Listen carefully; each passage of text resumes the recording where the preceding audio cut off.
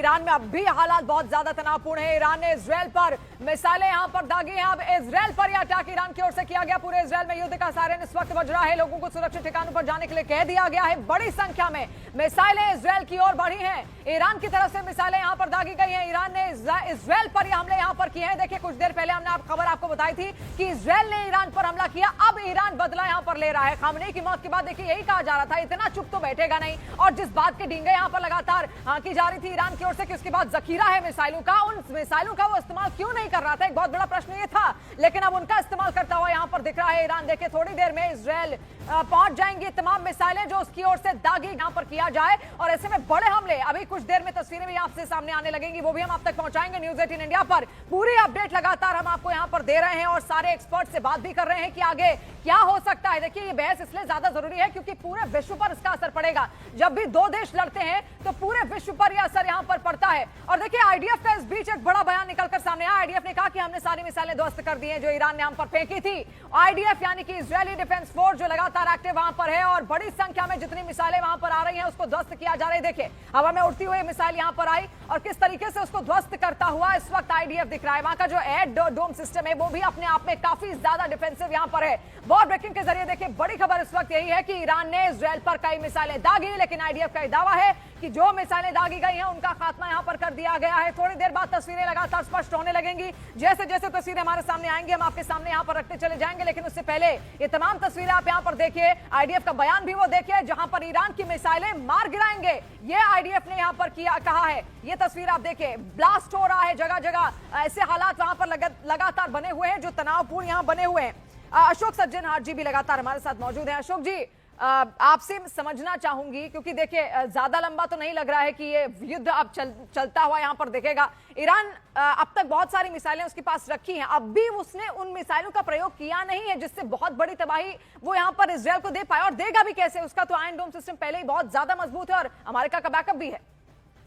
जी, आप बिल्कुल ठीक कह रहे हैं। देखिए, एक तो उसका आयरन डोम सिस्टम है, उसके ऊपर उसके और भी अपने बैलिस्टिक मिसाइल डिफेंस सिस्टम लगे हुए हैं। केवल आयरन डोम तो बिल्कुल आखिरी उस पर है, परंतु उसके ऊपर 3 उसके और ऐसे डिफेंस सिस्टम्स लगे हुए हैं। देखिए, एक चीज मैं और बताना चाहूंगा, पिछली बार जब हमला हुआ था तो ये जो मिसाइलें हैं ये सब सऊदी अरेबिया, जॉर्डन वगैरह से होकर ये जाती हैं, इजरायल पहुंच सकती हैं। और तब ये वाले देशों ने भी कहा था हम अपनी सुरक्षा करने के लिए। रोकना चाहूंगे, एक और तस्वीर यहां से सामने आई है। देखिए, ईरान में ये तस्वीर है जहां पर लोग काले झंडे लगाते हुए यहां पर दिख रहे हैं। आप देखिए, काले झंडे लगाते हुए यहां पर देखे जा रहे हैं, लोग रो रहे हैं, बिलख रहे हैं। उनकी कई सारी तस्वीरें लगातार हम आप तक पहुंचा रहे हैं। ईरान में ये मातम है एक तरीके से, खामनेई के जाने के बाद, उसके मारे जाने के बाद ये मातम मनाते हुए ये तमाम लोग वहां पर आपको दिख रहे हैं। आप देखिए, हाथ में एक काला झंडा भी बकायदा है, काले कपड़े पहनकर वो लोग वहां पर पहुंचे हुए हैं। चेहरे पर एक शिकन है, एक नाराजगी है, एक अफसोस वहां पर है, गम है उनके चेहरे पर। और खामनेई के जाने की वजह से, उनके खात्मे की वजह से, जिस तरीके से इजरायल ने उनको अपना टारगेट बनाया, अपना निशाना बनाया, अमेरिका ने जिस तरीके से उनको यहाँ पर खत्म किया गया। इमाम रजा में यहाँ पर देखिए ये काला झंडा ले जाया जा रहा है, जिसका सीधा मतलब ये है कि हम बदला लेंगे, हम बिल्कुल उसी तरीके से बदला लेंगे जिस तरीके से उन्होंने ईरान के supreme leader Ayatollah Ali Khamenei को मार गिराया है, उसी का बदला यहाँ पर लिया जाएगा। आप देखिए, वहां पर ये काला झंडा ले जाने का मतलब ही यही है कि इसका बदला लिया जाएगा, यानी कि बैकफायर फिर से यहाँ पर किया जाएगा। और ये तमाम तस्वीरें वहां से जुड़ी हुई लगातार हम आप तक पहुंचा रहे हैं, क्योंकि खामनेई की मौत पर कहीं जश्न है तो कुछ लोग ऐसे हैं, कुछ चेहरे ऐसे हैं जो बिल्कुल गम में इस वक्त मातम में डूबे हुए नजर आ रहे हैं।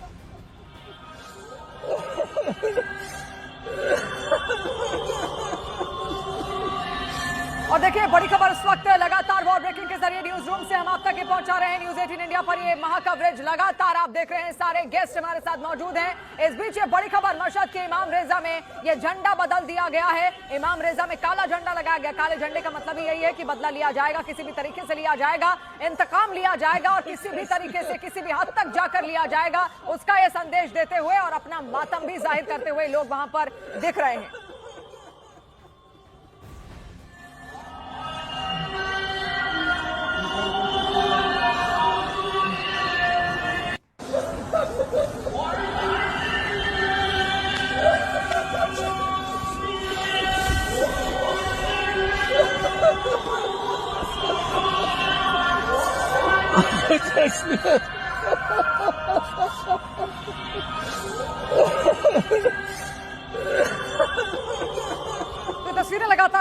यहां पर दिखा रहे हैं। और एक बड़ी खबर भी फिर से यहां पर सामने आ रही है। बड़ी खबर इस वक्त ईरान इजरायल युद्ध से जुड़ी हुई। दुबई में फिर से धमाके हुए हैं, दुबई में फिर से धमाके महसूस किए गए, दुबई में फिर से अटैक यहां पर हुआ है ईरान की ओर से। फिर से कल हमने तस्वीर आपको दिखाई थी बुर्ज खलीफा के आसपास किस तरीके से अटैक वहां पर किया गया, और फिर से अभी खबरें सामने आ रही हैं कि दुबई में फिर से धमाके हुए हैं। इसके अलावा दुबई का जो इंटरनेशनल एयरपोर्ट था वहां पर भी अटैक किया गया था।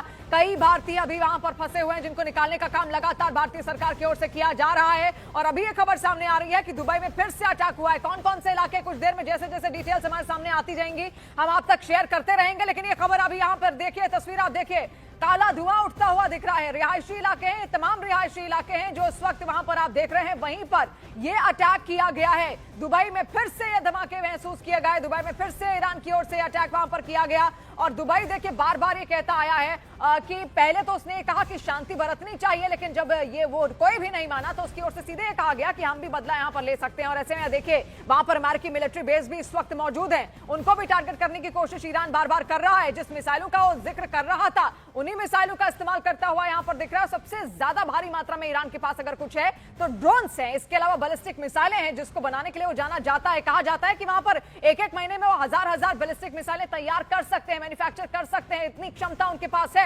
इसके अलावा भी बहुत खतरनाक मिसाइलें उनके पास यहां पर मौजूद है जिसका इस्तेमाल अभी तक उसने किया नहीं, और अगर करेगा एक बड़ी तबाही वो उस क्षेत्र में यहां पर आ सकती है। दुबई से तस्वीर आप यहां पर देखिए, फिर से वहां पर मिसाइल्स बरसाई गई हैं। डर का माहौल अब भी दुबई में वहां पर है क्योंकि लोग इस वक्त घरों के अंदर हैं और बाकायदा वहां की जो सरकार है, जो प्रशासन है, वहां के लोगों के लिए एडवाइजरी भी जारी कर रहा है। अभी मिली जुली तस्वीरें आप यहां पर देखिए, जश्न भी है, मातम भी है। ईरान की तस्वीरें अलग अलग हम आपको दिखा रहे हैं 6 तस्वीरों के जरिए। आप देखिए ऊपर आपको मातम दिखेगा, रोते हुए लोग दिखेंगे, बिलखते हुए लोग दिखेंगे जो कट्टर समर्थक थे खामेनेई के, लेकिन नीचे वो लोग दिखेंगे जो खामेनेई को बिल्कुल एक रत्ती पसंद नहीं करते थे। वो बिल्कुल नहीं चाहते थे कि वो सत्ता में बने रहें, वो बिल्कुल चाहते थे कि अमेरिका इसी तरीके से हमला करे और खामेनेई को सत्ता से बेदखल कर दे, क्योंकि उन्होंने भी बहुत सारे प्रदर्शन करके बहुत प्रयास किए लेकिन कुछ हुआ नहीं। तो नीचे नाचते गाते लोग भी आपको वहां पर दिख रहे हैं, लेकिन ऊपर की तस्वीरें अगर आप देखेंगे तो सब मातम में इस वक्त खोए हुए हैं। यहां तक कि कई टीवी एंकर्स भी रोते बिलखते वहां पर देखे गए हैं। तो ये अलग अलग मिली जुली तस्वीरें ईरान से लगातार हम आपको दिखा रहे हैं। कई सारे सहयोगी हमारे साथ और हमारे सहयोगी शैलेंद्र वांगू भी हमारे साथ यहां पर जुड़े हुए हैं, कई सारे गेस्ट भी लगातार हमारे साथ है। डिस्कशन भी देखिए करना बहुत ज्यादा जरूरी यहां पर है। शैलेंद्र, क्या फायदा हुआ अभी तक? चलिए हमने ईरान की तो बहुत सारी बातें यहां पर कर ली, लेकिन यूनाइटेड नेशंस का भी क्या फायदा हुआ? यूनाइटेड नेशंस की एक बैठक कल होती है, लेकिन ऐसा तो है नहीं कि उसको सुनने के बाद या फिर वहां जो बातें हुई कुछ अगर निंदा भी यहां पर अमेरिका की कर दी गई तो अमेरिका को आकर रोक कौन पाएगा? खुद तो एक बहुत बड़ा फंड रेजर है यूनाइटेड नेशंस के लिए अमेरिका, तो उसको क्या रोकने के लिए कोई भी ऑर्गेनाइजेशन बनी है? क्योंकि अपनी मनमर्जी देखिए ईरान में, ठीक है ईरान जो कर रहा था वो गलत है था एक तरीके से, क्योंकि बहुत सारे वॉरहेड्स वो तैयार कर रहा था जो कि बहुत बड़ा खतरा पूरे मिडिल ईस्ट के लिए होता, लेकिन भाई अमेरिका को भी तो रोकना बहुत जरूरी है। टैरिफ की मनमर्जी, कहीं पर भी हमला, वेनेजुएला में मादुरो को उठा के ले आए। एक मैं आपसे पूछूंगी अभी ये सवाल, लेकिन देखिए बड़ी खबर फिर से आ रही है तेल अवीव में, जहां पर युद्ध का सायरन इस वक्त बजा है। तेल अवीव से खबर इस वक्त युद्ध के सायरन वहां पर बजे हैं और ऐसे में लोगों को आगाह किया जा रहा है, यानी कि अटैक हो सकता है, हमला हो सकता है या हमला वहां पर हो चुका है, उसके बाद ये सायरन वहां पर बजाए गए हैं। आप देखिए तेल अवीव भी लगातार ईरान के निशाने पर यहां पर है। कल भी वहां पर कई हमले किए गए थे, वहां पर जितने एयरपोर्ट थे उनको बंद कर दिया गया था, फ्लाइट्स रद्द कर दी गई थी। और अभी ये खबर सामने आ रही है तेल अवीव से लोग बंकरों की तरफ भागते हुए नजर आए हैं। वहां पर लोग बंकर्स में छिप रहे हैं, खुद को महफूज रखने की कोशिश में है। युद्ध का सायरन वहां पर बज चुका है, वो तस्वीर भी हम आपको यहां पर दिखाएंगे। तेल अवीव में आप देखिए युद्ध का सायरन किस तरीके से बजा, लोग भागे और अपनी जान बचाने के लिए भागे हैं और बाकायदा वहां पर एडवाइजरी भी लोगों के लिए जारी की जा चुकी है कि आप सुरक्षित ठिकानों को ढूंढ लीजिए, वहां पर छिप जाइए। तो कई लोग बंकरों की तरफ भी भागते हुए यहां पर नजर आए हैं। तेल अवीव में युद्ध का ये सायरन बजा है। शैलेंद्र, मैं चाहूंगी अब इसी के साथ अब अपनी बात भी यहां पर पूरी कीजिए कि यूएन का फायदा क्या हुआ?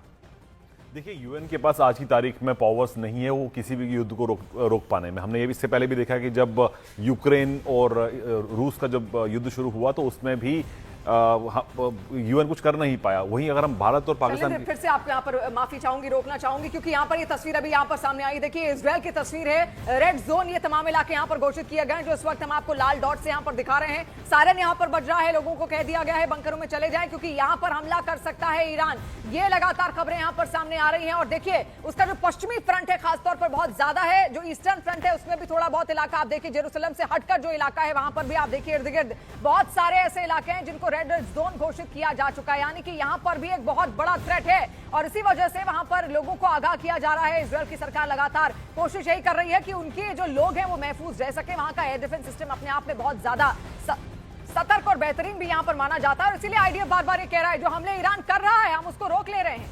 शैलेंद्र, देखिए, बिल्कुल इस वक्त जो हालात बने हुए हैं वो बिल्कुल वैसे ही है जो अब से 24 घंटा पहले थे, क्योंकि वहां पर लोकल टाइम 10 बजे सुबह 8 बजे सुबह अटैक हो चुका था और अगला अटैक जो है वो 10 बजे के आसपास हुआ। लेकिन फिलहाल आयतुल्ला अली खamenei की मौत के बाद भी ईरान की तरफ से जो कार्रवाई की जा रही है वो वैसी ही है जो कल 24 घंटे पहले चल रही थी। तो जाहिर तौर पर अभी फिलहाल ईरान रुकने वाला नहीं है। उन्होंने एक पोस्ट के जरिए साफ कर दिया है कि एक बहुत बड़े पैमाने पर वो टारगेट करने जा रहे हैं यूएस बेसिस को भी और साथ ही साथ इजराइल को भी। लेकिन कहीं ना कहीं इजराइल का जो डिफेंस सिस्टम है जिसके लिए पूरी दुनिया में वो जाना जाता है, जो आयरन डोम उनका है, तो ऐसे में सीधे जो अटैक्स किए जा रहे हैं इजराइल पे उनको तो फिलहाल विफल किया जा रहा है। लेकिन अहम बात यह भी है, इस बार आपको बता दें शिवानी की इंटरेस्टिंग बात यह है कि जो शाहेद ड्रोन्स का इस्तेमाल ईरान करता आ रहा है जिसके लिए वो काफी पॉपुलर भी माना जाता है, उसी शाहेद ड्रोन्स का रेप्लिका इस बार माना जा रहा है कि अमेरिका ने बनाया है। यानी कि ये वो ड्रोन्स है जिनका इस्तेमाल सिर्फ एक बार होता है टारगेट करने के लिए, वो वापस नहीं आते हैं। तो शाहेद ड्रोन्स की ही एक कॉपी बना के अमेरिका ने इस बार सीधे ईरान पर ही हमला किया है। तो जाहिर तौर पर जो इसकी प्लानिंग थी, अब जो रिपोर्ट सामने आ रही है, अमेरिकी रिपोर्ट सामने आ रही है, उसमें यह बताया जा रहा है कि इस वॉर की प्लानिंग, इस हमले की प्लानिंग पिछले 2 महीनों से चल रही थी और शुरुआत तब हुई थी कि जब इजराइल के प्रधानमंत्री अमेरिका के राष्ट्रपति से मिलने के लिए यूएस गए थे। उस वक्त वो मुलाकात हुई थी, उसी तक तय हो गया था कि आने वाले 2 महीनों के अंदर इस तरह का कदम उठाया जाएगा और उसमें तमाम फैक्टर्स पर बात की गई थी कि किस तरह से राइजिंग लॉयन के बाद अब रोरिंग लॉयन की शुरुआत होगी। बेशक दीपक वोरा जी, मैं चाहूंगी आप जरा बताइए, क्योंकि जिस तरीके का माहौल इस वक्त ईरान में लगातार बना हुआ है, देखिए बहुत अच्छे दोस्त होने ना बहुत ज्यादा जरूरी है। जब मुश्किल घड़ी आए तो आपका साथ यहां पर दे दें। ईरान के साथ ऐसा कुछ भी होता हुआ दिखा नहीं। पहले ये कहा जा रहा था कि लगातार रूस उसकी मदद करेगा, चीन मदद करेगा, लेकिन फिर बार बार मैंने बहुत एक्सपर्ट से बात की, उन सबने यही कहा कि वो हथियार दे देंगे लेकिन सामने नहीं आएंगे और वही हो रहा है। ईरान एकदम अलग हो चुका है पूरे मिडिल ईस्ट में। ये साफ जाहिर है कि अपना सिपाही कोई वहां नहीं भेजेगा, ना रूस भेजेगा ना चीन। चीन तो वैसे ही नपुंसक फौज है, वो कुछ नहीं करेंगे वहां पर। अब मैं 3-4 मिनट के लिए आपके साथ हूं, फिर मैं जा रहा हूं। इतना बता देता, आपने तस्वीरें दिखाई थी जो लोग मातम मना रहे थे, वो 4 लोग वहां जाके चूम रहे थे उसकी दीवार को, आए क्या हो गया, आए क्या हो गया। ये 4-5 लोगों के मातम मनाने से कुछ नहीं होता। वहां पर जो मुझे खबर आई है, जश्न का माहौल है। लोग तंग आ चुके थे मुल्लों से, वो मुल्ले चले गए, वो बड़े खुश हैं। दूसरी चीज, आपने इजराइल का जिक्र किया, ये सही है। मैं right now as I am speaking to you, जब मैं आपसे बात कर रहा हूं, मैं इजरायली टेलीविजन देख रहा हूं, वो कह रहे हैं कि बैलिस्टिक मिसाइल्स दागी हैं टेल अवीव और नॉर्दर्न इजराइल की तरफ। लेकिन आईडीएफ ने दावा किया है कि एक भी टेल अवीव को नहीं मार पाएगी। ये इजराइल का दावा है। अब सही है कि नहीं, थोड़ी देर में पता लग जाएगा। तो मेरा अपना मानना है कि मैडम, जब मोमबत्ती बुझती है तो उसकी लौ बड़ी तेज हो जाती है। यही हाल है ईरान का। दिखाने की कोशिश कर रहा है कि अभी भी मुझ में दम है, उसमें दम नहीं है। ये दिखाने के लिए है, कुछ नहीं कर पाएगा। मैं आप देखते जाइएगा, मैं फिर आपसे जुड़ूंगा बाद में। But you have given magnificent coverage और आपको मुबारक हो जितनी शानदार आपके चैनल ने कवरेज की है इस जंग की। So thank you very much. बहुत अच्छा लगता है जब आपके साथ होता है। बहुत बहुत धन्यवाद दीपक वोरा जी। और बिल्कुल बेशक ये सारी बातें यहाँ पर निकल कर सामने आ रही थी कि ईरान अब आगे करेगा क्या। अशोक सज्जनहार जी भी लगातार हमारे साथ यहाँ पर हैं। अशोक सज्जनहार जी, आपसे भी मैं यहाँ जानना चाहूंगी, ईरान की जो स्थिति इस वक्त है, आप क्या देख रहे हैं? बहुत लंबा लगता नहीं है कि अब वो झेल पाएगा इस युद्ध को? जी आप बिल्कुल ठीक कह रहे हैं संगीता जी, बिल्कुल झेल नहीं पाएगा। उसकी जैसे हमने बताया, एकदम वो हताश हो गया और ये हताशा भरे इसके जो काम हैं, जो यहाँ पर वो यूएई, बहरीन वगैरह उसके ऊपर हमले कर रहा है। और जब वही होता है, जब एक जख्मी हो जाता है तो हाथ इधर उधर वो फहराना शुरू कर देता है। कुछ उसमें कोऑर्डिनेशन नहीं है, कुछ उसमें प्लानिंग नहीं है। तो यही वो कर रहा है। जो हमारे पास मिसाइल हैं, ठीक है, इसराइल के ऊपर भेज दो, इधर मिडिल ईस्ट के जो देश हैं उनके ऊपर भेज दो, उसका असर किसी का नहीं होने वाला है। वो बहुत ही एकदम टूट चुका है, हताश हो गया है और उसकी वजह से ये सब काम हो रहे हैं। तो मेरे विचार से कुछ समय तक ये चलेगा, क्योंकि उनका जो कमांड एंड कंट्रोल सिस्टम है वो वहां पर बना हुआ है, बना रहेगा। परंतु उसके बाद एकदम वो ढह जाएगा और उसके बाद हमें देखना पड़ेगा।